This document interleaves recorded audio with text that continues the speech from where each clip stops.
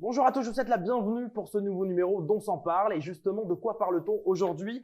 D'une monnaie virtuelle, numérique, indépendante des réseaux bancaires et liée à un système de cryptage. On se croirait dans un ordinateur et pourtant on est bien dans le réel. Il s'agit de la crypto-monnaie. Et je pourrais parler au pluriel d'ailleurs, puisqu'il en existe des milliers. La plus connue aujourd'hui, la star, vous la connaissez sûrement, c'est le Bitcoin, qui attire l'attention de plus en plus d'investisseurs, dont les entreprises les plus riches du monde et bien sûr les particuliers. Mais si cette monnaie est virtuelle, comment peut-elle avoir autant d'importance sur les marchés financiers à l'heure actuelle? Pourquoi et comment vaut-elle autant d'argent? Quelle a été son histoire? Allons-nous un jour payer en Bitcoin ou avec une crypto-monnaie? Toutes ces questions, on va tenter d'y répondre dans On s'en parle.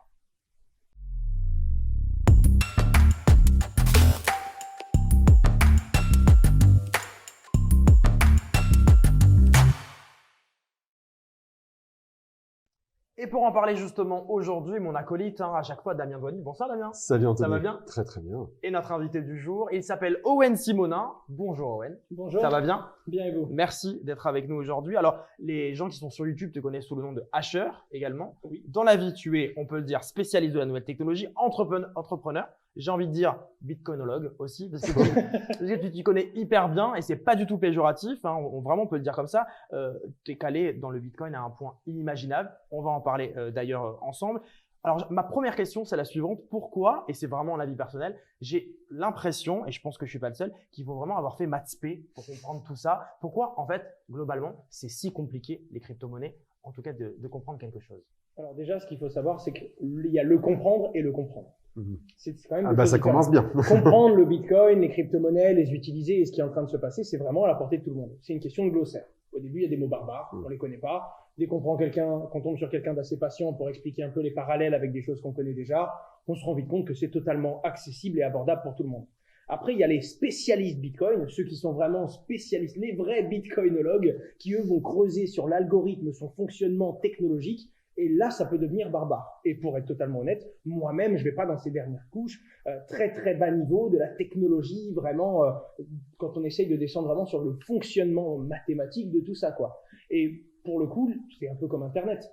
Il y a Internet comme on l'utilise, comme on en parle, les technologies, et il y a le fonctionnement du protocole TCP/IP, dans lequel même les plus grands vulgarisateurs tech vont peut-être pas aller chipoter. Donc... Ah bah là, déjà, pour moi, ça commence, c'est du japonais. TCP, en gros, voilà. En gros, quand on veut vraiment juste l'utiliser, comprendre comment ça fonctionne et pourquoi ça peut être une révolution qui peut changer la vie et l'utilisation qu'on a des technologies, là, pour le coup, c'est vraiment abordable à tout le monde si on prend le temps de s'y intéresser. Alors justement, on va s'y intéresser avec toi plus précisément.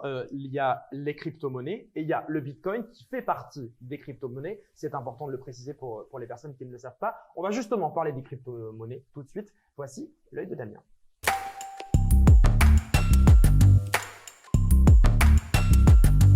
Anthony. Oui. Combien coûtent 2 pizzas? Alors en euros ou en Bitcoin? Non, on va dire en euros. En euros, une pizza, 2 pizzas, Ouais, allez, allez. je dirais 24 euros. Ok, on est pas mal, mais en Bitcoin, ça peut coûter beaucoup plus cher, effectivement. Et ça s'est passé le 22 mai 2010. Un certain Laszlo Agnetz, voilà, je suis sûr que j'accroche son nom, mais c'est pas grave, il m'en voudra pas. Il est développeur et il cherchait une bonne âme pour pouvoir acheter une pizza, ou plutôt 2 pizzas. Et pour cela, il était prêt à payer jusqu'à 10 000 bitcoins. Alors à l'époque, 10 000 bitcoins, on est en 2010, ça valait entre 3 et 4 centimes de dollars, donc c'était pas très cher la pizza. Si on ramène au prix aujourd'hui du Bitcoin, au moment où on est en train de tourner, on est à 46 000 € le Bitcoin. Donc ça nous ferait en gros les 2 pizzas à 460 millions d'euros. J'espère que pour ce prix-là, il a eu un supplément fromage. Et depuis ce jour-là est connu comme le Bitcoin Pizza Day. Donc on peut le dire, est-ce que le Bitcoin, Damien, c'est une vraie monnaie? Alors oui, non, enfin oui mais non. Enfin bref, c'est comme on dit sur Facebook, it's complicated. C'est compliqué, mais on va l'expliquer. Alors en 1990, et d'ailleurs Charles le disait tout à l'heure, en 1990, on aurait pu vraiment se demander c'est quoi Internet. On comprend pas, c'est compliqué, et puis on se demande mais qu'est-ce qu'on va bien pouvoir en faire un jour. Aujourd'hui, c'est d'une banalité affligeante. Je veux dire, c'est rentré dans le vocabulaire commun. Moi, je fais le pari que dans quelques années, les crypto-monnaies, ce sera pareil. Aujourd'hui, c'est hyper compliqué, mais d'ici 20 ou 30 ans, ce sera d'une banalité affligeante. Ce sera ordinaire dans la vie quotidienne. On paiera peut-être d'ailleurs Bitcoin ou en crypto-monnaie, quelle qu'elle soit. Dans tous les cas de figure, ce sera vraiment développé. D'ailleurs, on le voit aujourd'hui, on a des acteurs comme Visa ou PayPal qui ont développé ou qui ont décidé de développer des liens avec, on va dire, les autres systèmes de paiement existants. On a par exemple Visa qui a annoncé faire une API. Une API, en gros, c'est une interconnexion informatique, pour faire très simple, avec les systèmes de paiement existants. PayPal aussi qui a accepté le paiement en crypto-monnaie. Et donc, très clairement, c'est le début, on va dire, d'une sorte de régularisation ou de l'intégration des crypto-monnaies, dont le Bitcoin, dans le monde de tous les jours. Et donc, tout doucement, ça va s'incruster dans notre vie. Et comment ça marche justement? Comment ça marche? La bonne question. Derrière le Bitcoin, on a un système qui s'appelle la blockchain. Alors la blockchain, c'est quoi? C'est, on va dire, pour faire simple, une sorte de tiers de confiance informatique. Alors, je pris une petite image, voilà, j'ai un petit carnet, voilà, il y a marqué blockchain dessus. Ceci, c'est une blockchain. Donc en gros, c'est quoi? C'est un livre, vous voyez, c'est un livre de compte. Imaginez que là-dedans, entre nous, Anthony, on fasse des échanges de différentes choses, hein, on ne dira pas quoi, et à chaque fois, on note ce que chacun a reçu de l'autre. Ouais. Eh ben, Un cahier de compte. Un cahier de compte, voilà, quelque part. Ce cahier de compte, il est public, donc n'importe qui peut le lire, peut le consulter, Asher peut le consulter s'il a envie. Il est infalsifiable. Une fois qu'il est écrit, on ne peut pas le changer. Eh ben, c'est ça, la blockchain. C'est un système de tiers de confiance, une sorte de contrat de confiance entre nous deux, et on va pouvoir ensuite aller le regarder, et c'est informatique. Voilà. Alors ça, aujourd'hui, dans le monde financier, ce tiers de confiance, ça s'appelle une banque, tout simplement. Donc, on a tous des comptes bancaires, vous, moi, et le tiers de confiance, c'est cette banque qui va faire ces échanges. Mais si demain, il y a des blockchains qui se mettent en place, eh ben, ce tiers de confiance, il disparaît, ou tout au moins, il devient un tiers de confiance informatique, et les banques peuvent disparaître. Alors, pour certifier les échanges sur la blockchain, on a ce qu'on appelle le minage. Alors, le minage, c'est quoi? C'est un processus informatique qui va générer plutôt de la crypto-monnaie pour valider et certifier, on va dire, l'échange, ce qui est écrit dans la blockchain. Je pense sous le contrôle, hein, bien sûr, de Owen. Et donc, ça va permettre de certifier la transaction, comme aujourd'hui la banque certifie cette transaction. Et donc, en résumé, la crypto, ou les cryptos plutôt, c'est de l'argent numérique qu'on peut échanger de n'importe où dans le monde. On n'a pas besoin de fournir de l'information personnelle pour cela. Et on a un système indépendant qui permet de valider l'échange qui est fait. Alors, est-ce que ça signifie que c'est la fin du système financier? Alors, potentiellement, oui. Si on tire le fil, ça pourrait être le cas. Aujourd'hui, c'est très hautement spéculatif, hein, le domaine des crypto-monnaies. Mais effectivement, si on tire le fil, ça pourrait être le cas. Les États, d'ailleurs, sont très inquiets. Ce qu'il faut savoir, c'est qu'en fait, un État, c'est conçu, on va dire, ou tout au moins, ça existe par rapport au fait qu'un État bat monnaie. C'est l'expression vraiment consacrée en économie. Un État bat monnaie, autrement dit, il produit de la monnaie qui lui est propre. Et par ce biais-là, il a ce qu'on appelle l'État régalien. Donc, autrement dit, ça lui permet de dire qu'il existe. Il a une identité par rapport à sa monnaie. Si demain, la monnaie disparaît, eh bien, un État va commencer à se faire de l'inquiétude. Alors, disparaît, au moins, des monnaies parallèles commencent à apparaître, qui elles sont apatrides, eh bien là, ça va devenir assez compliqué. Et on le voit, ils sont très très méfiants, aussi bien les banques que les États par rapport à ce système-là. Je vais vous donner un exemple très simple. Il y a récemment Cyril Paglino, qui est très actif dans le secteur de la blockchain et des cryptos, qui a tweeté la chose suivante. Après plus de 10 ans comme client de HSBC, il me demande de fermer en urgence mes comptes et coffres et de partir de la banque. La raison, je suis impliqué dans les activités dans le Bitcoin et les crypto-monnaies. Alors, venant d'une banque qui a trempé quand même dans pas mal de scandales, et notamment les SwissLeaks, c'est plutôt assez savoureux, je trouve. C'est simplement révélateur d'un coup de pression que les banques, et notamment aussi les États, mettent aujourd'hui sur les banques. Parce qu'on pourrait imaginer demain, par exemple, qu'un État virtuel comme Facebook, avec ses 2,44 milliards d'utilisateurs, si demain Facebook lance sa monnaie, sa crypto-monnaie, qui d'ailleurs devrait être lancée, s'appellerait Libra, mais on en reparlera certainement, c'est pas tout à fait ce qui était prévu au début, eh bien, si demain Facebook lançait sa crypto-monnaie, eh bien, on pourrait dire que virtuellement, Facebook est un État. Et ça veut dire que les crypto-monnaies, c'est si vertueux que ça? Alors, pas forcément. Il y a ce qu'on appelle le Silk Road. Alors, Silk Road, c'est quoi? C'est la route de la soie. Ça a été un marché noir en ligne qui a été fermé il y a 2 ans, environ, enfin qui a duré plutôt 2 ans, qui a été fermé en 2013. Là, ça commence à m'intéresser. Ah, là, je vais intervenir. Alors, revenir juste après, effectivement, à ça. Mais bon, globalement, Silk Road, c'était quoi? C'était vécu comme une sorte de marché, on va dire, d'Amazon ou de eBay, du marché noir, où on pouvait acheter ce qu'on voulait, on pouvait mettre des contrats sur la tête de certaines personnes. Très intéressant. Donnez-moi le Non, ça a été fermé par le FBI. Au bout de 2 ans d'existence, ça avait été créé en 2013, et ça a donné une mauvaise image aux crypto-monnaies, parce que beaucoup de gens en ont parlé dans les médias, etc. Mais certainement à tort. Pourquoi? Parce que ça a permis aussi de montrer que techniquement parlant, il était possible d'avoir des échanges marchands comme avec une vraie monnaie quelque part. Et finalement, les crypto-monnaies, c'est quoi? C'est une technologie. Donc, c'est comme un tournevis. Un tournevis, je peux monter des meubles Ikea avec, comme je peux tuer quelqu'un avec. Ben, c'est un peu pareil. C'est une question d'usage, quoi. C'est très une clairement. question d'usage, exactement. Et on y reviendra certainement. Le fait est qu'il y a aussi le système de minage. Alors, je sais que ça, c'est un point d'une dernière vidéo d'ailleurs qu'a fait récemment Owen. Le système de minage est très dévoreur de ressources. Parce qu'en fait, le minage, c'est des ordinateurs qui tournent 24/24, donc qui consomment de l'électricité. Et donc, par conséquent, eh ben, si vous êtes dans un pays qui n'a pas beaucoup d'énergie décarbonée, eh bien, vous êtes en train de produire énormément d'empreintes carbone par rapport à la production de ce minage. Or, le minage, on l'a bien compris, hein, si vous avez bien suivi. Je suis très bien. Voilà, c'est le système qui permet de certifier les échanges dans la blockchain. Donc, le système est intrinsèquement énergivore et donc il va y avoir un impact sur le carbone, sauf si bien sûr on mine dans des pays qui ont une énergie qui est plutôt décarbonée. Donc, si la technologie évolue. Exactement. Mais ça, c'est effectivement un des exemples qu'il y a pu avoir dans la vidéo que vous avez fait récemment. Tout à fait. Ce qui sous-entend donc que les cryptos, c'est l'avenir. Alors, les cryptos, c'est effectivement l'avenir. Alors, aujourd'hui, il y a beaucoup de volatilité, c'est très complexe, on va le voir. Hein. C'est quelque chose qui reste encore assez cryptique, mais certainement qu'effectivement, c'est l'avenir. D'ailleurs, on vient de le voir, Tesla a investi 1,5 milliard dans le Bitcoin et la banque Goldman Sachs, hein, donc une banque pourtant, a révélé récemment que 40% de ses 300 clients étaient investisseurs sur ce marché. Donc, c'est la preuve qu'il y a une vraie appétence sur le marché de la crypto, plus qu'au-delà de la variabilité, on va dire, et de pouvoir faire de l'argent facilement. Il y a beaucoup de sommes investies très fortes qui prouvent que des acteurs très sérieux du marché s'intéressent de très près au marché de la crypto-monnaie dans tous les cas de figure. L'époque où Bloomberg appelait les crypto-monnaies la monnaie invraisemblable semble manifestement en train de s'éloigner. Merci beaucoup, Damien. C'est un œil plus qu'avisé, j'ai envie de dire. C'est là où on en apprend vraiment beaucoup. Moi, j'aimerais qu'on revienne, si vous le voulez bien, sur les origines quand même des crypto-monnaies, parce que c'est quand même important de savoir d'où ça vient et de qui ça vient surtout. C'est vrai. Alors, le qui pose problème. C'est ça. C'est ça. Le qui, on ne sait pas. On est en 2008. On a la crise des subprimes et on comprend Alors, que rappelons ce qu'est la crise des subprimes. une grosse crise du monde de l'immobilier Exactement. suite à des erreurs qui émanent des banques. Très clairement, c'est une erreur d'établissement bancaire. Et puis aussi des actifs pourris qui avaient été stockés en se disant ça se cassera pas la gueule. C'est ça. Et puis les banques en avaient conscience. Voilà. Il Mais ça se casse y a la le gueule. film The Big Short qui est incroyable Qui et explique qui très bien le relate système. l'histoire des peu de traders qui avaient vu que tout allait s'effondrer. Et pour le coup, il y a une personne qui se dit bon si je comprends bien, on met des lois et des règles aux citoyens pour pas qu'ils abusent. Mais de l'autre côté, eh bien, quand il y a un abus qui vient des banques ou des institutions financières, eh bien, fin de l'histoire, il y avait deux solutions pour les États. Soit laisser les banques faire faillite, parce que suite à la crise des subprimes, les banques allaient s'effondrer, mais du coup, une banque qui fait faillite, il ne faut pas avoir ses comptes.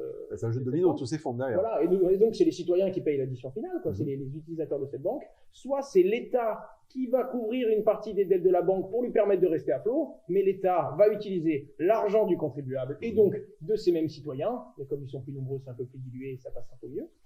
Et à ce moment-là, ça se passe pas. Toutes les banques de la planète ont dû faire un arbitrage. Est-ce qu'on intervient ou pas? Il y a des banques qui ont fait faillite. Il y a eu des morts quand même, mais globalement, le système s'est pas effondré. Voilà, ça s'est pas effondré, mais globalement, là, il y a des premiers citoyens qui se sont dit waouh, ça peut venir des deux côtés. Donc c'est cet effondrement qui crée, à un moment donné, ou qui donne l'idée à quelqu'un en fait, la réflexion de se dire bon, mais qu'est-ce qui se passe demain en fait si j'ai plus les banques, si j'ai plus le système, si j'ai plus de compte en banque, j'appelle ma banque, elle me reconnaît pas. Ma carte bleue, en fait, c'est un bout de plastique. Je vais plus travailler, on va me créditer sur un compte, je peux pas payer. Et il faut que j'ai du liquide. D'ailleurs, quand les gens ont peur de ça, des fois, on voit ce qu'on appelle des rushs sur les distributeurs de banque. Tout le monde va retirer pour avoir du liquide. Et puis même le liquide, si demain on dit ça n'a plus de valeur, c'est la monnaie qui pourrait, voilà. Et donc, il y a quelqu'un qui se dit, il nous faut un moyen de garder ce dialogue intelligent, électronique, c'est-à-dire rapide. On pourrait plus aujourd'hui se dire, bon, on va se rendre des services. Il y en a un qui est boulanger, il y en a un qui est boucher. Ils vont pas échanger leur métier et puis de la viande contre du pain pour pouvoir continuer à vivre. L'humanité va trop vite aujourd'hui. Donc, il fallait un moyen d'échanger sans ce tiers de confiance. Mais qui a cette idée? Satoshi Nakamoto. Et on ne sait pas c'est qui. On connaît juste son pseudonyme. On ne sait pas si c'est une personne, un groupe, une entité, un développeur. Alors bon, il a un nom évidemment à connotation japonaise. Pour le coup, ça, je pense qu'on peut le dire. Mais à part ça, c'est tout ce qu'on sait. Et comment il fait justement naître tout ça? Par quels moyens? Par quel c'est ça qui est beau. Ce qui se rend compte, c'est que le problème, c'est l'humain. Du coup, il veut enlever l'humain de ce tiers de confiance. Il y en aura un de tiers, mais il faut que ce soit un algorithme. Lui, il est agnostique. Lui, que ce soit la couleur de peau, le sexe, la religion, il s'en fout. Lui, c'est un algorithme. Il suit des règles mathématiques. Et là, ça va mettre tout le monde d'accord.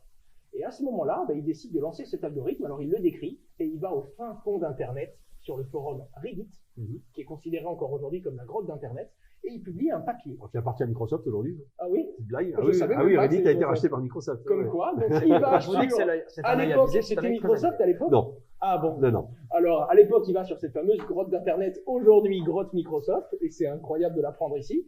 Et il publie ce que l'on appelle un papier blanc, un white paper. C'est un mot qui est très important, parce que maintenant tous les projets lancent leur white paper au départ.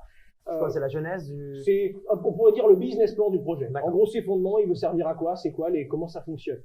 Et il va écrire ce qu'on appelle, le nom du papier, c'était peer-to-peer, donc de pair à pair, de particulier à particulier, cash electronic system.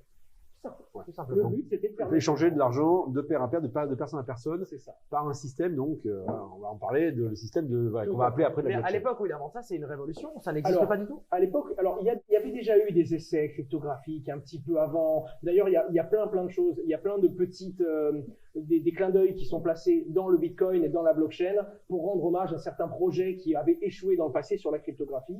Mais en gros, c'est la toute première blockchain, donc la toute première fois qu'on appliquait la technologie blockchain à un projet qui s'est appelé Bitcoin. Donc, Alors justement, la Bitcoin, parce que les crypto-monnaies, il y en a des milliers, on va pas se mentir. on peut voir ça comme des sites internet. Exactement. Mhm. Mais la star, et la plus connue, celle en tout cas dont on parle le plus, c'est le Bitcoin. Tout à fait. Donc c'est lui aussi qui l'invente. Enfin, c'est cette Alors, personne. c'est lui qui l'invente. D'ailleurs, il faut savoir que il y a différents noms. Généralement, il y a le nom de la blockchain. Je prends une autre crypto-monnaie connue. Le nom de sa blockchain, c'est Ethereum. Ouais. Et il y a la monnaie qui s'échange à l'intérieur, les Ethers. Le truc qui est un petit peu compliqué avec Bitcoin, c'est que le nom de la blockchain, c'est Bitcoin avec un grand B. Et les petites pièces qui s'échangent à l'intérieur, ces transactions, c'est Bitcoin avec un Avec un petit petit B. B. Donc rien que là, quand on commence à dire à Ah oui, quelqu'un, déjà vous venez c'est de m'apprendre dur, quelque chose. on lui dit non, c'est pas dur. Mais je Et- dois avouer qu'avec ces petites nuances-là, quand on commence, c'est dur de s'y retrouver. Ce qu'on comprend, c'est qu'il y a une chaîne, on va dire, de confiance, la blockchain, Tout à fait. qui est associée à chaque fois avec d'autres choses. Là, en l'occurrence, des monnaies. Mais on est d'accord qu'on pourrait faire échanger autre chose que des monnaies. Alors, tout à fait. Sur De la blockchain. l'information, des contacts, et c'est ça la vraie grosse révolution. C'est pas que le fait qu'on puisse échanger une monnaie. D'ailleurs, sur Bitcoin, s'échange des informations, s'échange d'autres monnaies qui ne s'appellent pas Bitcoin.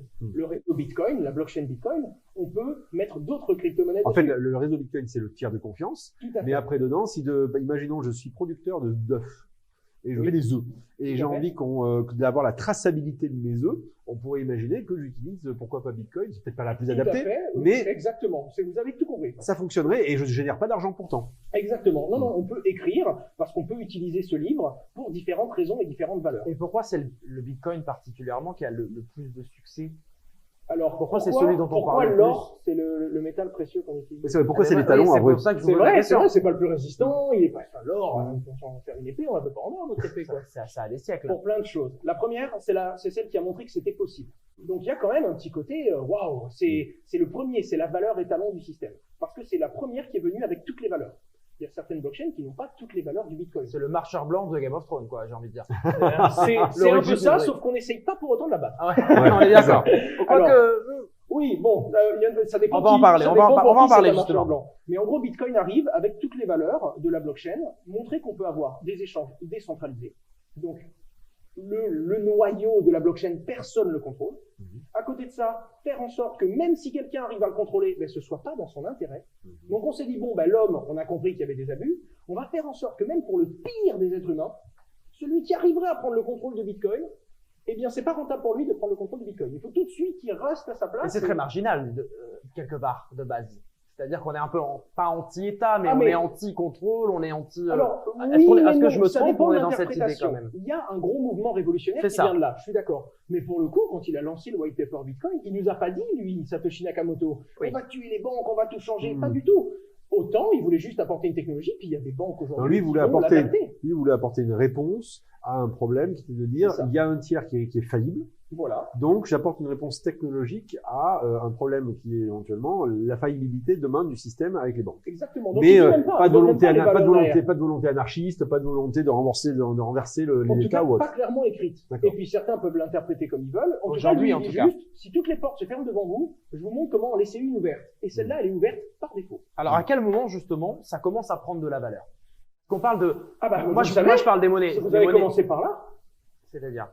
Quand on parle du Pizza Day. C'est ça. Ouais. C'est ça le clin d'œil. En réalité, la pizza ne valait pas aussi cher. C'est la première transaction qui a donné une valeur à la pizza, enfin au Bitcoin, pardon. Parce que c'était la toute première fois qu'on pouvait clairement dire, une pizza c'est 24 €, on divise 24 par 10 000, on avait le premier prix du Bitcoin. C'est ça. Parce qu'il n'y avait pas d'endroit où on pouvait les échanger. On avait le premier prix, on dirait unitaire. Voilà, c'est ça. Et c'est plus symbolique qu'autre chose. Oui, on bien sait sûr. bien que 10 000 pizzas, ça valait pas de Bitcoin à l'époque. Mais comme ça valait rien du tout. Mais comment en étant virtuel, ça peut avoir de la valeur? C'est ça, en fait, pour moi, qui est très particulier. Ok, je comprends. Alors, c'est très juste parce que je rebondis là-dessus. La monnaie qu'on connaît est indexée sur l'or, justement. L'étalon or. Enfin, c'est en elle, fait. elle était. Enfin, elle était. Voilà, c'est encore. C'est exact. Voilà. Les banques centrales avaient, on va dire, un montant d'or et c'est censé, effectivement, ça va. Mais globalement, on va dire qu'on a un référent. Et on a un marché avec des référents, des référents publics ou tout au moins compréhensibles. Ce qui est effectivement peu compréhensible, c'est la valeur intrinsèque avec quelque chose qui paraît être complètement désincarné. Et en plus, la volatilité. En gros, aujourd'hui, on parle en 2010 de 4 centimes le Bitcoin. Aujourd'hui, on est à 46 000 €. Tout à fait. Qu'est-ce qui se passe? Alors, déjà, il faut comprendre que ce qui lui donne cette valeur, c'est le côté rareté numérique qui n'existait pas avant. Dans les valeurs qu'a ramené Bitcoin, il y a ce côté décentralisé, il y a ce côté c'est transparent, donc même s'il y a un abus, tout le monde peut le voir, c'est rapide, c'est peu coûteux, c'est technologique. C'est pas si rapide que ça, d'ailleurs. Voilà, en fait, ça dépend. Il y a des surcouches Bitcoin qui permettent d'eux. Mais oui, on trouve toujours une crypto-monnaie qui, elle, est à la traîne, ça c'est clair. En tout cas, quand on se demande d'où vient la valeur d'un Bitcoin, c'est parce qu'il a instauré la rareté numérique. C'est-à-dire que même si c'est quelque chose de totalement, on peut le dire, on ne peut pas avoir un Bitcoin dans la main, on ne peut pas le toucher.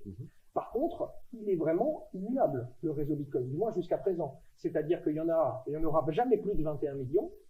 Et contrairement à une épée qu'on peut ramasser dans un jeu, si on connecte cette épée à une crypto-monnaie sur une blockchain, elle est unique. Il n'y en aura pas d'autre. C'est-à-dire que la même personne ne peut pas détenir 2 fois le même Bitcoin. Pourquoi pas plus de 21 millions? Ça, c'est important, je pense, à expliquer. Alors, oui, bien sûr. Pourquoi le chiffre? Je pourrais pas vous le dire. Ça fait partie. Mais pourquoi un volume? Pourquoi ce volume-là? Vous l'expliquez exactement, franchement, j'aurais même pas. C'est lui qui a été fixé, c'est ce qui a été fixé par. Ils ont fait un modèle financier qui fait que pour garder une certaine croissance, pour qu'il ait un intérêt et pour que ce soit toujours plus rentable de sécuriser le réseau, parce que mine de rien, ces gens, ce qu'on appelle les mineurs, pour laisser son ordinateur tourner toute la journée à la maison, qui chauffe, qui passe des calculs toute la journée, il faut avoir un intérêt, parce que sinon, il y a que la facture d'électricité qui va augmenter. Et donc, pour rémunérer les gens, le réseau Bitcoin va en gros dire, tu as sécurisé la transaction de 2 personnes, monsieur A et monsieur B qui ont échangé du Bitcoin. À la fois, tu récupères les frais de transaction. C'est pas parce qu'il n'y a pas de banque que celui qui a sécurisé la transaction n'a pas le droit de prendre sa commission. Il a fourni un travail. Mais également, le réseau dit, pendant les 10, 15, 20, X premières années du réseau, on va donner des nouveaux Bitcoins. Actuellement, il y en a 18 millions en circulation et on ira à 21 millions maximum. On va donner ces nouveaux Bitcoins qui arrivent petit à petit à ceux qui sécurisent le réseau. Jusqu'au moment où il n'y aura plus ces nouveaux Bitcoins et il n'y aura plus que les frais de transaction. Justement, le Bitcoin, c'est la star depuis quelques mois, même si toi, tu es dedans depuis très longtemps, mais moi, par exemple, qui ne connais pas grand-chose, c'est la star, le Bitcoin, depuis quelques mois, parce que surtout, Tesla a investi aussi, et c'est à ce moment-là qu'on a commencé à en parler, en tout cas, un peu plus largement. Voilà, c'est ça que je voulais expliquer. Est-ce que tu penses que si Tesla aussi n'avait pas investi autant d'argent, est-ce que on en aurait parlé aussi, en tout cas d'une façon aussi large? Ça a commencé à toucher des personnes qui ne s'y intéressaient pas du tout. Apple ne l'aurait pas fait si Tesla ne l'avait pas fait. En fait, on ne peut pas savoir. Évidemment, quand ce sont des géants, des très grands groupes, des grosses entreprises ou des institutionnels qui s'y mettent, là, on se dit, c'est plus Nabila dans le salon de coiffure. C'est plus pareil. Attention.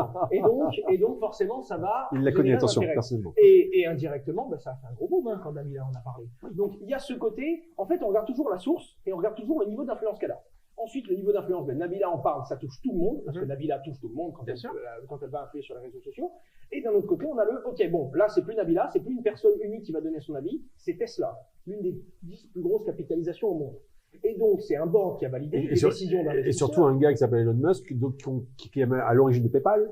Exactement. Et qui n'est pas un rigolo. Et PayPal qui a déjà annoncé le premier tournant en disant la monnaie un jour sera numérique, ont créé PayPal en 1999, si je dis pas de bêtises, on les monte du doigt, on les traite de tarés. La monnaie devient numérique, tout le monde les utilise. Il n'y a rien, ils avaient raison. Et là, ils disent, vous nous aimez, vous nous aimez pas, vous nous suivez pas. Prochain tournant qu'on prend, c'est les crypto-monnaies. Encore une fois, c'est pas que l'influence de PayPal. Là, c'est vraiment c'est un groupe qui a une image qui, s'il se rate, ça va leur coûter très cher. C'est une décision financière et un mouvement très fort envoyé aux investisseurs et à monsieur tout le monde. Et donc, c'est ce qui fait qu'aujourd'hui, on en parle différemment. Parce qu'aujourd'hui, ce n'est plus Madame Michu et Monsieur Tout le Monde qui en parlent dans son coin comme en 2017. C'était des armées entières de Madame Michu, de Nabila, d'influenceurs, etc. Là maintenant, ça commence à changer. Il y a une régulation, il y a des États qui se prononcent Il y a des règles qui sont définies qui l'autorisent, alors qu'avant, c'était pas interdit ou autorisé. Avant, c'était juste, no man's land, quoi. On se prononce pas. Et aujourd'hui, des grands groupes et des investisseurs qui ont déjà pris des décisions et qui sont capables de dire, de créer ce qui va se passer demain. Oui, mais justement, avant, il y avait aussi cette idée que c'était pas accessible. En fait, c'était quelque chose qu'on ne connaissait pas. On voyait un peu le truc se passer. Moi, c'est vrai que depuis quelques mois, j'ai quand même plusieurs potes qui investissent là-dedans. Et ma question, c'est celle-ci. Est-ce que tout le monde peut investir dans le Bitcoin et comment il faut faire? Est-ce qu'il faut investir dans le Bitcoin? Est-ce qu'il faut investir dans une autre crypto-monnaie? Est-ce que moi, demain matin, je me réveille, je peux investir avec Damien, on décide d'investir dans le Bitcoin? Est-ce qu'on peut le faire? On en parle après l'émission d'ailleurs. On va d'abord écouter les conseils. Alors, c'est possible, oui, totalement. N'importe qui peut le faire. N'importe qui peut le faire. N'importe qui pouvait déjà le faire en 2017. Alors, il y a peut-être Oui, quelques mais pays on connaissait pas vraiment. Bien sûr. Oui. Mais ce que je veux dire, c'est que même si, allez, c'est peut-être un peu plus facile aujourd'hui qu'en 2017. Pourtant, avec un petit quart d'heure sur son ordinateur, c'était aussi bien faisable en 2017 qu'aujourd'hui. C'est ça qu'il faut comprendre. Il n'y a pas eu oh, c'est enfin maintenant possible pour tout le monde. C'était déjà le cas. En fait, on se dit ça aujourd'hui parce qu'on s'est dit, oh là là, le Bitcoin a pris de la valeur. Oh là là, oui, il y a de l'argent. Exactement. Conscience commune, la façon dont c'est rassurant de savoir que c'est un mouvement qui est pas juste, lui, il est un petit peu bizarre. C'était moi d'ailleurs. Il est chelou, lui, il parle que de ça toute la journée. Ça veut rien dire, personne connaît, c'est effrayant. J'étais le premier à avoir cette pensée. On va pas se mentir. Voilà, et je le comprends tout à fait parce que ça vient. Et puis moi, quand je suis tombé dedans, ça m'a paru évident, mais parce que je me suis noyé plusieurs nuits dedans, j'arrivais plus à dormir, j'étais perdu dans cette technologie jusqu'à ce que je me dise, mais je suis fou ou ça va changer le monde. Et il y en avait quelques-uns. Et plus il y a des gens qui en parlent, plus il y a des gens qui creusent, plus on arrive dans une phase où son prix monte, là on intéresse les médias. C'est ça. Pas pour la technologie, pas pour la révolution, ou non. On n'était même pas dans comment ça va fonctionner, et est-ce que ça va changer le monde un jour. On était juste dans son prix monte, on en parle. Son prix monte pas, bon, on dit que c'est descendu, puis après on n'en reparle plus. Et c'est ça qui fait que du coup il y a beaucoup de gens qui s'y intéressent, quelques personnes qui viennent juste pour spéculer et pour investir, c'est-à-dire pour gagner de l'argent. Justement. Alors que rappelons qu'Internet, au début, les tout premiers qui sont arrivés, c'était pour gagner de l'argent, d'où la bulle d'Internet d'ailleurs. Hein. Mais nous, ce qu'on vise, c'est ça, c'est le 30 ans après. C'est le Facebook, Twitter, Instagram, les réseaux sociaux, la communication, la sécurisation, les sites Internet, les médias, les podcasts. C'est ça qu'on vise. C'est l'usage qui va aller derrière la technologie. Évidemment, il va y avoir des opportunités et des moyens de perdre de l'argent rapidement aussi, faut le rappeler, c'est nouveau. Mais nous, on se concentre plus sur l'usage que sur investir, même si c'est 90% des gens, et c'est naturel, puisqu'un jeune écosystème a besoin d'investissement pour se développer et pour faire ses erreurs. Mais est-ce que c'est naturel? Est-ce que c'est une pensée positive, entre guillemets, c'est la bonne pensée de se dire qu'on va investir et donc gagner de l'argent? Est-ce qu'il y a une mise minimum, par exemple, ou est-ce qu'on est sûr de gagner de l'argent? Alors, le Bitcoin est divisible, donc la plus petite unité, c'est 0,80 derrière 1. 7 0 et 1, et c'est ce qu'on appelle. Mais en tout cas, c'est pas un centime, ça s'appelle un satoshi. Et vous conviendrez, vous comprendrez très vite pourquoi. Et donc, à partir de là, tout le monde peut investir. C'est vraiment pas compliqué. Bon, oui, acheter 1 euro de Bitcoin, ça doit être un petit peu compliqué. Mais globalement, 5, 10, 15 euros par carte, ça se fait aujourd'hui facilement. Par contre, est-ce que tout le monde peut gagner de l'argent avec? C'est ça le plus important. Parle-t-on d'un point factuel? Toute personne ayant acheté et conservé du Bitcoin au moins 3 ans a gagné. Maintenant, on prend un autre angle. Globalement, quand vous entendez parler, c'est que le Bitcoin est en train d'exploser. C'est le cas aujourd'hui en 2024. C'était le cas en 2017. Et généralement, après une explosion à la hausse, même si c'est une technologie qui peut réellement valoir 1000 fois plus, eh bien, quand quelqu'un a fait x20, même si le truc peut valoir 1000 fois plus, ce quelqu'un rationnel va revendre. Et quand tout le monde va revendre, donc, le système ça redescend. Ce qui est une logique de cours classique. Mais il n'y a pas que le Bitcoin. Il y en a combien aujourd'hui de monnaies? Référencé, très connu, 3-4 000. Mais en réalité, on peut en faire 15 tout à l'heure avec un ordinateur portable, si vous voulez. Donc, ça veut un peu tout et rien dire. C'est comme si on dit combien il y a de sites Internet. Je pourrais vous dire combien de sites très connus sont utilisés par plus de 1000 personnes par jour. Mais en réalité, on ne veut pas savoir il y en a combien. Mais c'est ça qui concourt à la complexité, parce que, je veux dire, une monnaie, c'est un État, une monnaie. Alors là, en Europe, on a fait l'euro, mais avant, chaque pays avait sa monnaie. Mais globalement, on arrive à contextualiser le truc. Là, on est face à l'immensité du monde, avec des choses qui sont complètement dématérialisées. Comment on arrive justement aujourd'hui à se dire si on a envie d'investir là-dessus, parce que globalement, on va pas acheter encore une pizza avec de la crypto. Si on a envie d'aller dessus demain, où est-ce qu'il faut aller, à part écouter bien sûr votre chaîne YouTube? Qu'est-ce qui fait qu'on va aller s'orienter vers cette crypto ou une autre? Alors, chaque crypto-monnaie a son propre usage, son propre but. Et celles qui n'en ont pas vraiment vont finir par disparaître avec le temps. C'est un peu comme les sites internet. Au début, tout le monde en créait pour avoir un site internet. Oui, à Puis en l'époque, réalité, l'ICOS, tout ça, tous ces moteurs de recherche qui aujourd'hui n'existent plus. qu'est-ce qui reste à la fin? Ce que les gens utilisent. Là, pour le coup, c'est toujours pareil. Quand on regarde l'échelle de la consommation, qu'est-ce qui fait qu'il y a de plus en plus de ventes de tels produits? C'est parce que les gens, dans les rayons, prennent ces produits. Oui, bien sûr. Donc, pourquoi il y a des cryptos qui vont survivre et pas d'autres? Parce qu'il y en a qui vont fédérer de par leurs valeurs, de par leurs idées. C'est le cas de Bitcoin. D'autres un peu plus de par leur utilité. Alors moi, mon but, c'est pas d'être transparent, c'est pas d'être rapide, mais c'est d'être la plus sécurisée des monnaies. Bref, chaque crypto-monnaie va avoir son but, son identité en fait. Et au fil du temps, les moins utiles vont mourir et les plus utiles seront conservés et continueront à l'être. Alors qu'est-ce qui fait que il faut vous tourner vers une monnaie ou vers une autre? Le premier point, le point de base, c'est la compréhension. Qu'est-ce qu'elle fait cette monnaie? Pourquoi elle est différente de Bitcoin? Et d'abord, comment fonctionne Bitcoin et la blockchain? Une personne se doit, si elle ne veut pas foncer droit dans un mur et se faire très mal, commencer par se dire, bon, je vais essayer de comprendre c'est quoi ce truc, parce que comprendre Internet, ça peut être compliqué si on veut comprendre le protocole, tout ça, mais comprendre comment fonctionne Internet et comment ça peut changer le monde, n'importe qui en se basant une petite heure de recherche peut comprendre pourquoi Internet avait du potentiel à l'époque. C'est pareil pour la blockchain. Quand on a compris ça, on se dit, bon, c'est un outil qui permet de faire plein de choses, regardons des applications de cet outil. Prenons des exemples. Ce projet, il applique dans le monde du sport. Ce projet, c'est le monde de la sécurité. Lui, la communication. Lui, le monde de la musique. Oui, parce qu'il faut avoir ça en tête, c'est que n'importe qui pourrait aujourd'hui lancer, s'il le voulait, sa crypto. Tout à fait. Le PSG pourrait monter sa crypto, par exemple. Oui. Il y a une blockchain qui s'appelle, la blockchain de Chili, le projet Socios. C'est un projet d'engagement dans le monde du football qui tokenise des clubs de football. En gros, donner un droit de gouvernance aux fans. Ça fait des mots un peu barbares. Non, pas du tout. Parfait, je suis un peu bête, mais quand même, je comprends. Non, mais c'est vrai que le droit de gouvernance, c'est un truc qui vient plus du monde de l'entreprise à la base. Oui, mais on est dans une logique de vote. C'est exactement ça. Et ça permet aux détenteurs de la crypto-monnaie du PSG d'être en fait plus qu'un fan. D'avoir une influence. Le slogan, c'est Be more than a fan. Soyez plus qu'un fan. Vous n'avez plus juste à crier dans les gradins. Vous pouvez aussi voter pour le prochain maillot, pour le prochain. Mais alors, si demain Facebook lance, parce qu'on pourrait imaginer ça, si demain Facebook, une entreprise comme Facebook, je pensais là, parce que c'est quand même 2,44 milliards de gens, hein, donc c'est un peu quasiment le premier pays au monde, virtuellement. Demain, une entité comme celle-là lance une monnaie, ils ont essayé de le faire d'ailleurs. Qu'est-ce qui se passe? Alors, là, on a dit que ça pourrait devenir le plus gros État. Pour moi, l'État, il y a également d'autres choses. Il n'y a pas que la monnaie. C'est vrai qu'il y a la monnaie, et c'est un État régalien, donc c'est quand même un point très important qui lui permet également de garder cette gouvernance sur tous ceux qui sont sur ces terres, mais il y a également tout ce qui est loi, etc., etc. Là, Facebook, pour moi, aurait pu devenir la plus grosse banque du monde. En plus, Facebook a une grosse partie de ses utilisateurs, 40%, si je dis pas de bêtises, qui sont non bancarisés. Donc, ça nous fait presque 1 milliard de personnes qui ont une banque.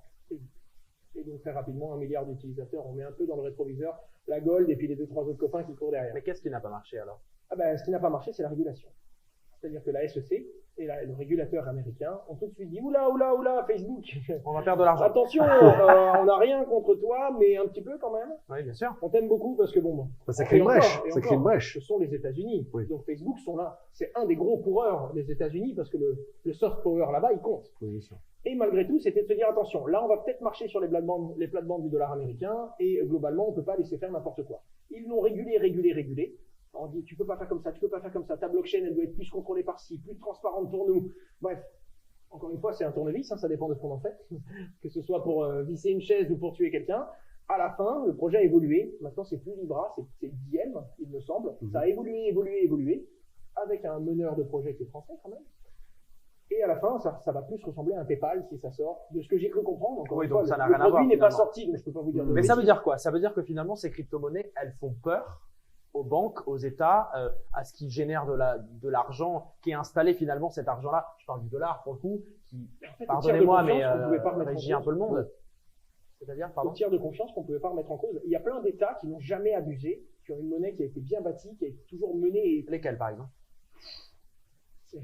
Malheureusement, si on cite les grosses, on peut trouver des abus. Que ce soit dans le dollar, que ce soit dans l'euro. Mais il y a des solutions qui, en fait, je veux pas montrer tous les États et tout mettre dans le même bateau. C'est pas vrai. Tout comme l'image que les gens ont des banques. Ils disent, ouais, les banques, c'est pas bien, c'est ci, c'est là. Déjà, moi, je pense que la blockchain, c'est une technologie qui peut améliorer ou révolutionner certaines choses. Pour moi, faut pas la mettre partout. Ça sert à rien de mettre de la blockchain pour mettre de la blockchain. Des fois, ça prend son sens, des fois, ça en prend pas. Moi, je vais totalement franc avec vous. J'ai confiance en la blockchain plus qu'au système bancaire. Donc, je laisse une partie de mes fonds sur la blockchain, la plus grosse partie. Malgré tout, je m'entends super bien avec ma banque. J'ai des conseillers qui m'ont compris, qui m'ont écouté. Et même si la banque en général était contre le monde de la crypto-monnaie, moi, mon établissement bancaire était toujours là pour me soutenir. Donc, j'ai pas cet avis révolutionnaire, il faut tout tuer, il faut tout remplacer. Par contre, je suis content de savoir que si un jour il y a un système qui ne me convient plus, ben, j'ai une porte ouverte à eux. Et c'est intéressant de voir que HSBC, avec l'histoire de Cyril Paglino, lui a demandé de partir, de carrément tout fermer. Mais ça m'étonne C'est pas. quand même super Mais révélateur. pour vous dire, hein, on va pas citer le nom de la banque, mais c'est un logo noir et rouge, comme ça me donne une base assez en France. Et il y a un établissement, donc un siège, qui a viré l'un de mes clients qui a échangé avec ma boîte.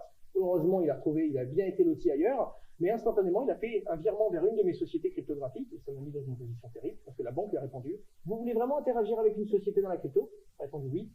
Et ils ont dit, il n'y a pas de souci, vous avez 7 jours pour clôturer votre compte. Clients qui avaient des millions et des millions mais d'euros pour quelle depuis raison des années. Mais pour quelle raison la banque fait ça? Qu'est-ce qu'elle risque? Pourquoi elle fait ça? En fait, c'est l'établissement qui répond instinctivement suite à des ordres qui viennent d'au-dessus. Il y a dû avoir une décision globale dans la région ou dans le département. Ouais, nous, crypto, on tolère pas, au revoir. Oui, mais ça pose quel genre de problème? C'est ça, moi. Je vais mettre le doigt là-dessus, c'est que ça pose quel genre de problème? Il y en a certains qui disent que c'est pour protéger les gens, parce que c'est vrai que la plupart des gens qui investissent sans réfléchir foncent dans un mur. Mais ça, il y en a, c'est pas, donc c'est pas c'est le problème. pour protéger. D'un autre côté, qu'est-ce qui nous dit que c'est pas quelqu'un qui, du coup, est très très proche d'un système politique ou du lobby bancaire et donc qui veut essayer de freiner? On ne sait pas, on n'a pas la réponse. Mais il y a aussi le précédent Silk Road, donc la fameuse route de la soie, qui n'est pas forcément positif pour le. La réalité, c'est comme tout. La route de la... Alors juste en 2 mots, c'était, on va dire, une sorte d'Amazon de eBay sur lequel on pouvait, avec des crypto-monnaies, acheter un peu tout et n'importe quoi, notamment de la drogue, des armes, ou éventuellement demander à tuer quelqu'un. Et à l'époque où Le le problème qu'il y a, c'est que ça existe et ça existera toujours. Mais bien sûr, il y a le dark Oui, web. jusqu'à l'époque où personne ne comprenait le Bitcoin, mais que le Bitcoin avait une valeur, bingo! Les plus malins, avant même que ce soit les investisseurs et les spéculateurs, sont ceux qui ont vraiment besoin d'utiliser une technologie incomprise pour échanger. Eux, c'était parfait pour eux. Par contre, à la minute, et ça a commencé quelques années après, très rapidement, où on a compris qu'on pouvait tracer les transactions Bitcoin, on ne savait pas qui était derrière les adresses, sauf si on demandait pièces d'identité, justificatif de domicile de moins de 3 mois, s'il vous plaît. À ce moment-là, on peut mettre les visages derrière les adresses, et à ce moment-là, c'est parfait le Bitcoin. N'importe quelle personne qui a acheté 10 € de weed il y a 10 ans sur le réseau Bitcoin a laissé une trace. C'est la pire idée au monde de faire des actes illicites avec le Bitcoin. Et dès que les gens ont commencé à le comprendre, tout a été arrêté. Ça c'est intéressant. C'est-à-dire que ça va à l'encontre intuitivement de ce qu'on peut entendre sur l'aspect cryptique de la crypto-monnaie, justement. C'est le fait que il y a une certaine transparence. C'est ça. Et qui est traçabilité, qui fait que on se serait contre-productif de faire des choses illicites. Ah, mais clairement. Et c'est d'ailleurs pour ça qu'aujourd'hui, sur le dollar américain, on a une proportion d'environ 5% de blanchiment d'argent. Sur le Bitcoin, on est à 0,35.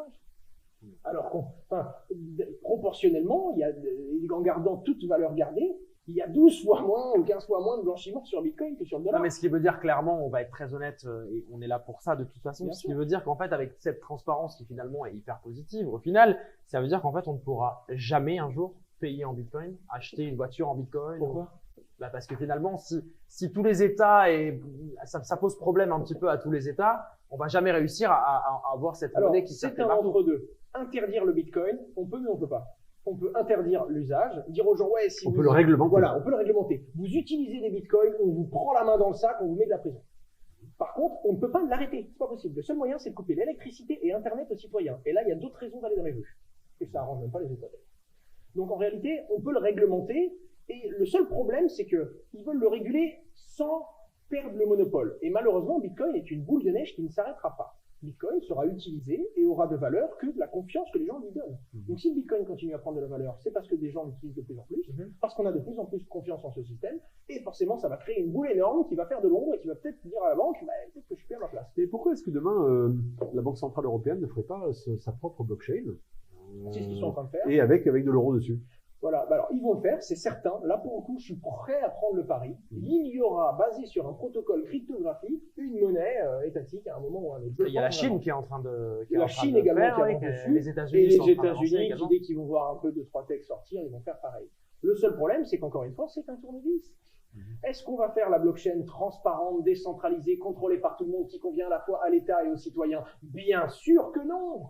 Évidemment que non. C'est toujours pareil. On veut garder le monopole et ce contrôle qu'on a. Et il y a de grandes chances que ce soit totalement opaque pour les citoyens qui l'utilisent, mais ce sera pratique, rapide, et ce sera sûrement mieux que du cash à utiliser, tout du moins. Par contre, autant vous dire que l'État aura sûrement, et là, attention, hein, la monnaie n'est pas sortie, faut Faut pas non plus insulter l'avenir, je pense. Mm. Mais il y a de grandes chances qu'on ait une monnaie qui fait que l'État voit un peu toutes les transactions, puis décider, alors lui, hop, on gèle ses comptes, lui, non, même si c'est une blockchain. Ce qui est paradoxal avec l'enjeu initial de la blockchain, qui est de faire du peer-to-peer, de contourner en ayant des tiers de confiance, là, on reprivatise le système. Mais totalement, c'est possible. Ou alors, un État pourrait jouer le jeu. Et là, c'est comme ça que je pense que ça peut. Là, on est dans de la spéculation complète. Hein. Mais imaginons 2 ou 3 États qui créent une monnaie sur la blockchain, mais qui n'a aucune des valeurs de la blockchain, aucune transparence, aucun contrôle, enfin, un contrôle, oui, mais unilatéral pour son émetteur. Et à ce moment-là, ben, les gens voudront même pas l'utiliser, puisque autant vous dire que les transactions en black n'existeront plus. Jamais. Et ça arrange beaucoup de monde. Et à ce moment-là, il y a peut-être un État qui pourrait dire, OK, moi, je vais créer une monnaie étatique, mais avec une certaine transparence, gouvernance par le peuple et par les gens qui la contrôlent, qui permettra à tout le monde de voir combien il y a d'euros en circulation, combien de nouveaux euros on a imprimés aujourd'hui, comment fonctionne le système, où sont les liquidités, comment ça marche. Oui, mais ça n'arrange personne, la transparence. Alors finalement. ça n'arrange personne, si ce n'est toutes les personnes qui sont dans un pays où tu n'as pas du tout de transparence, et là ils vont se dire, bon, ben moi je vais aller utiliser la monnaie de ce pays là-bas. Et le problème avec Internet, c'est qu'il y a peu de frontières. Si je veux utiliser la monnaie, la crypto-monnaie chinoise, demain quand elle sort, je pourrai l'utiliser demain. Personne ne pourra m'en empêcher techniquement, bien qu'on pourra m'en interdire formellement. Et c'est là où on va dire, il y a de grandes chances qu'à un moment, il y a un modèle qui émerge, et c'est actuellement le Bitcoin, hein, qui fait que n'importe qui, où qu'on soit, au Japon, en France, plein milieu de l'Afrique, un Bitcoin, c'est un Bitcoin, et personne ne peut l'arrêter. Mais c'est très intéressant que tu dis que ça émerge, et c'est vraiment l'impression que moi aussi j'ai. Et pourtant, il y a Christine Lagarde, qui est la patronne du FMI, hein, Fonds monétaire international, qui a quand même fait une déclaration assez particulière. Pourtant, elle est économiste dans l'âme, et je pense qu'il n'y a pas plus qu'elle qu'elle. Enfin, en théorie, bien sûr. Chacun en pense ce qu'il veut. Je pense qu'il veut. Elle a dit que c'était une monnaie, enfin, que ce n'était pas une monnaie, justement, c'est un actif hautement spéculatif. Ça veut dire quoi? Ça veut dire que c'est quelqu'un qui est quand même, pardon, mais qui a un poste comme ça, qui s'occupe de l'économie. Enfin, pourquoi elle a cette pensée-là et pourquoi elle partage pas la tienne? Alors, est-ce que c'est une pensée ou est-ce que c'est un postulat? Et du coup, déjà, je refuse de croire qu'en plus elle était avocate d'affaires dans le passé. Bien sûr. Elle a des connaissances, une vision sur le marché, sur l'économie, sur la finance que je n'aurai jamais. Je ne dois pas avoir un dixième de ses compétences dans le domaine. Mais c'est ça, donc, justement, qui est bizarre. Ce qui m'embête, c'est des prises de parole où on dit des choses factuellement fausses sur Bitcoin. Ça sert au blanchiment, ça sert à ci. C'est vraiment un actif hautement spéculatif. C'est vrai. On peut le dire, c'est vraiment spéculatif. Qu'on appelle ça une monnaie, qu'on appelle ça un Bitcoin, qu'on appelle ça un actif, peu importe. C'est vraiment spéculatif. Ça, c'est vrai, c'est un fait. Et là où je la rejoins, c'est qu'il faut protéger les citoyens qui achètent du Bitcoin sans comprendre, qui disent « Ouais, c'est sûr, je vais devenir riche. » Bêtise. Et du coup, ça laisse une porte ouverte à des influenceurs qui comprennent rien. Nabila, par exemple.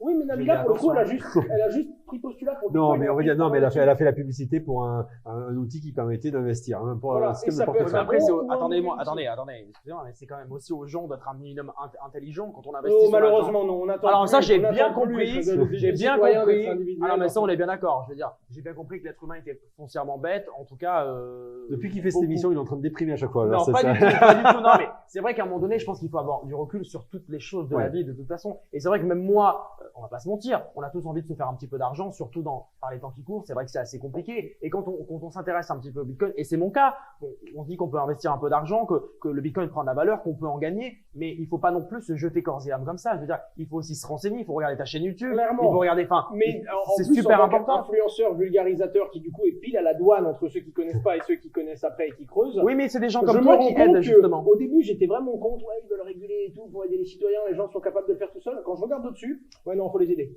Il y a vraiment des gens qui, Mais bien sûr, parce qu'il y a des gens qui sont capables de jeter Alors, leurs bien. économies là-dedans, alors qu'au final, ils n'y connaissent il y absolument en a qui rien. nous contactent, on leur dit qu'il Oui. faut pas le faire, ils nous disent pas de soucis, j'ai compris, puis ils le font. Alors, justement, aujourd'hui, j'ai envie de me lancer là-dedans. C'est quoi les étapes?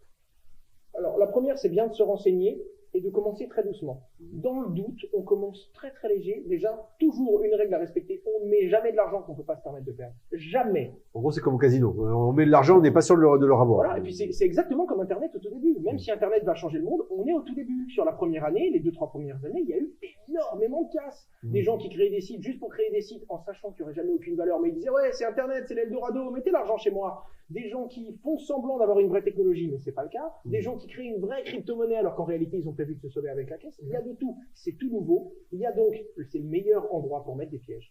Et donc, naturellement, il faut se contenter se cantonner, aux grosses crypto-monnaies, Bitcoin, Ether, les plus grosses.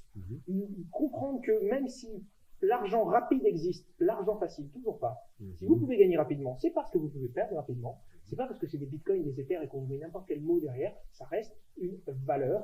Et donc, Mais c'est important de le préciser. Vous ne pouvez pas doubler en 15 minutes 100 euros, vous ne pouvez pas doubler en 15 minutes 0,15 bitcoin. Rien que cette information-là, rien que ça, le dire aux gens, ça sauve énormément d'argent. Alors ça, c'est le premier point. Effectivement, faire attention et se dire que c'est spéculatif et que il faut ne pas investir plus que ce qu'on pourrait mettre et que cet argent-là, quasiment, il est perdu, on va dire, de base. Voilà, vaut mieux le considérer comme ça.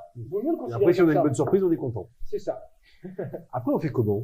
On prend un Alors, parce que c'est complexe on quand va même. se Mais on va Ouais. sur un site, on fait quoi? Dans un premier temps, on va se tourner vers une plateforme qui en vend.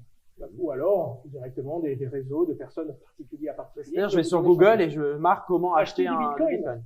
Voilà, faut juste éviter de cliquer sur la pub, qui a peut-être pris le nom d'un gros projet qui vend des bitcoins, mais en remplaçant le N par un M et vous le voyez pas dans le nom. Oui. D'accord. Mais globalement, vous prenez sans compter les pubs.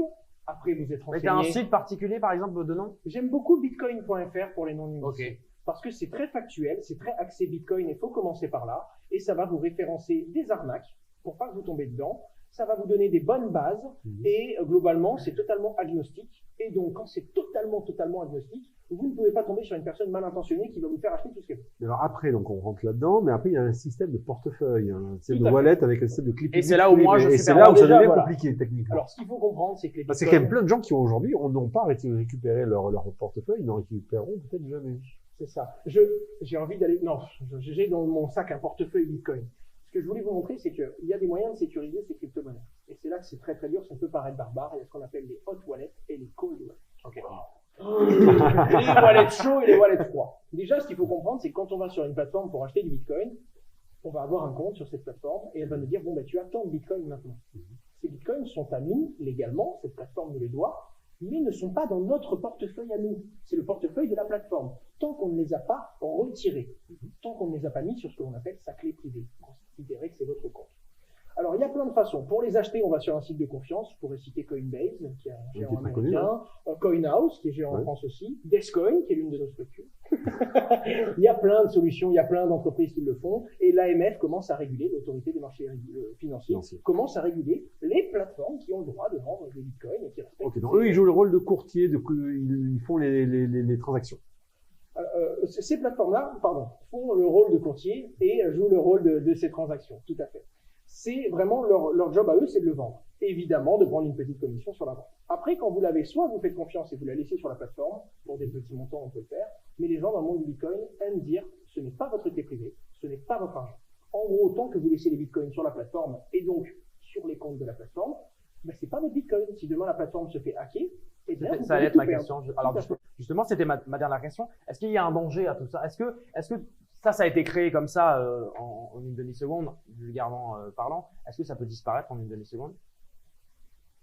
Alors, c'est compliqué. Bitcoin, non. Bitcoin, ça fait plus de ça doit faire 13 ans, si je dis pas de bêtises, 2008, 2009. Est-ce qu'il y a un danger quelque part? 13 ans. Il y a toujours un danger. Le Bien risque sûr. zéro n'existe pas et il pourrait y avoir quelque chose que personne n'a vu en 13 ans, malgré les tentatives multiples et qui ne s'arrêtent jamais, de faire tomber le réseau. Ça pourrait être possible. Après, il y a aussi de grandes chances que si on découvre un problème, ben, on puisse faire comme on a fait en 2013 quand on a vu un vrai problème sur le réseau, le corriger, proposer une initiative acceptée par la majorité des gens et donc mettre à jour le protocole. Donc même s'il y a un pépin, Bitcoin s'en relèverait. Par contre, on a entendu parler de plein de hacks, plein de vols. Ce n'est jamais Bitcoin qui s'est fait hacker. Ce sont les plateformes qui en détenaient, qui ont été négligentes, ou alors des Bitcoin hackers. ou autre crypto. Bitcoin ou autre Voilà, ce sont crypto-monnaie, ces- et ces plateformes se sont fait voler les crypto-monnaies. D'où le fait d'avoir son propre portefeuille. Tout à fait. Donc c'est une sorte de grosse clé USB, on va dire. Alors, ce qu'il faut comprendre, c'est que c'est une clé USB, mais c'est un peu comme une clé. Les gens se disent, ouais, c'est là-dedans que sont mes crypto-monnaies, on peut pas me les voler. C'est pas ça. Non. Les bitcoins sont toujours dans la blockchain, ils sont dans le réseau. Vous voyez la blockchain comme une bibliothèque immense, infinie presque. Non, en fait, elle est littéralement infinie pour que l'image soit bonne, elle est vraiment infinie. Et vous avez caché votre argent dans un livre. Et vous êtes le seul au monde à avoir la position. Mais quand je vous dis qu'elle est infinie, c'est qu'elle est vraiment immense. C'est-à-dire que quand vous allez ouvrir un nouveau compte, ça va choisir un livre au hasard dans lequel vous allez être. C'est même mathématiquement, tellement elle est immense, impossible que vous tombiez sur le livre de quelqu'un. C'est pas possible, tellement c'est immense. Et il y a vraiment très peu de probabilité. Mathématiquement, ce n'est pas possible. Et donc, vous allez avoir là les coordonnées, et quand vous avez ce livre, on vous dit, bon ben, voici les coordonnées, ce qu'on appelle l'adresse publique. Ça permet à n'importe qui de vous envoyer de l'argent, de consulter l'adresse sur la blockchain, voir ce qu'il y a dessus et tout, mais on ne sait pas que c'est vous, on ne sait pas, il n'y a pas marqué votre nom et votre prénom, on va vous appeler 2427B895. Globalement, tout le monde peut voir ce que 24, 27, B8, 9, 5. Mais on ne sait pas qui c'est. Mais on sait pas. On sait pas que c'est Anthony C'est pour Ruiz ça qu'on derrière. dit que c'est pseudonyme. C'est pas anonyme. C'est pseudonyme. Si tu dis, ben, cette adresse, c'est moi, voici ma pièce d'identité, là, c'est plus anonyme du tout. Faut le comprendre. Et ensuite, on va te donner la clé privée. Même si quelqu'un arrive devant ce fameux livre, ben, on va te demander ta clé privée pour te connecter à ce compte. En gros, la clé privée, c'est la localisation exacte. Dans la blockchain, c'est le mot de passe qui permet d'accéder à ce compte. Cette fameuse clé, tout ce qu'elle protège, c'est le mot de passe. Parce qu'en réalité, ben, imaginons que je vous donne ma clé publique, hein, mon adresse, mon RIB, vous voyez ça un peu comme un RIB. Vous m'envoyez un bitcoin chacun, j'ai mes 2 bitcoins, d'accord, je suis content. Moi, je fais une transaction, je veux les dépenser. Je veux dépenser la moitié, genre un bitcoin. Et la blockchain va me dire, OK, Owen, pas de souci. Il y a bien sur l'adresse que tu as montré 2 bitcoins, tu veux en dépenser un, c'est cohérent. Montre-nous la clé privée. Parce que si tu ne me la montres pas, fini. D'ailleurs, si je l'ai perdu, c'est fini. D'ailleurs, il y a des gens, il y a plusieurs personnes Ils l'ont perdu. qui l'ont perdu et qui ont des millions qui sont partis avec. Ah, mais tout à fait. Et puis, une femme qui a jeté l'ordinateur de son mari dans une décharge. À Nickel, Londres, nickel. et qui est la décharge la plus explorée. Très gentille dame. Et elle est divorcée, je pense, actuellement. Ça, c'est encore autre chose. Mais en tout cas, ce qui se passe avec ces fameuses clés, c'est que la clé ne montre même pas le mot de passe à la blockchain. Pour vous dire à quel point c'est sécurisé, on la branche à l'ordinateur. Au moment de valider la transaction, la blockchain dit, bon, ben, montre-moi la clé. Et pour faire très simple, je vulgarise, hein, la clé répond, alors moi, je ne te montre pas ma clé, parce qu'à partir du moment où je te la montre, je pars du fait que quelqu'un pourrait la dérober. Parce qu'on peut la voir, parce que ton ordinateur est infecté, etc. Par contre, ce que je te propose, c'est donne-moi un mot, n'importe lequel, et je vais le chiffrer avec le mot de passe que seule la personne qui est ma clé privée pourrait chiffrer. Et donc, la blockchain elle-même, elle va recevoir le mot chiffré, et en regardant le mot, comment il a été chiffré, elle va pouvoir constater que c'est bel et bien seule la personne qui avait la clé privée, sans avoir vu ce vrai mot de passe, quoi. Seule la personne qui avait ce mot de passe pouvait chiffrer ce mot. Et à ce moment-là, elle valide la transaction parce qu'elle a eu la preuve que la personne qui veut dépenser l'argent est bien propriétaire de cette clé privée. Et c'est pour ça qu'on dit que ça sécurise. Quelqu'un qui tombe dessus, ben, faut un mot de passe pour y accéder. Et en réalité, même si l'ordinateur sur lequel on utilise est infecté, quand on va faire des transactions, la clé privée ne sera jamais sur l'ordinateur et donc pas possible à dérober. Donc, au final, il faut savoir vraiment où on met les pieds. C'est ça. Très important. Mais quand on prend un peu le temps de s'y renseigner, on regarde les cold Justement. wallets, il y a les 3-4 plus connus, on a Ledger qui est un géant français d'ailleurs, on a Trésor, on a Cool Wallet, on en a quelques-uns qui se démarquent du lot. On a même Ngrade, enfin il y en a de plus en plus, dès que c'est un système qui prend de l'ampleur, il y a des concurrents qui Il y a arrivent. Zengo aussi, non? Je crois que c'est Il y a Zengo aussi. C'est encore autre chose, Zengo, parce que c'est pas un hardware wallet à proprement parler, mais c'est un wallet, du coup, sur le téléphone, qui va sécuriser la clé privée à sa façon. En tout cas, on ne se lance pas comme ça dans Bitcoin. C'est important pour les personnes qui nous regardent également. Renseignez-vous bien avant d'investir. Vous pouvez aller sur Internet, bien sûr. Vous pouvez aller aussi sur la chaîne YouTube de Wen, hein, Asher, Bien sûr. si je me Tout trompe à pas. C'est bien ça. Merci infiniment. Damien, on va aller faire un tour dans la bibliothèque. Oui, on va Je les pense discuter, Je ouais. pense qu'on va aller discuter un peu. Merci beaucoup, Damien. Avec pour plaisir. réaliser cette discussion autour de la crypto-monnaie et du Bitcoin particulièrement. Owen, merci infiniment Merci à pour vous. toutes ces précisions. C'était, voilà, maintenant, j'en sais un peu plus. Je vais aller me balader dans cette bibliothèque avec Damien. On va essayer de voir ce qu'on peut faire. Avec plaisir. Avec la blockchain, tout ça. J'ai appris plein de termes. C'est vraiment super. J'espère que vous aussi, vous en avez appris plein de choses, en tout cas, autour de ce sujet. On se retrouve bientôt pour un prochain numéro d'On s'en parle.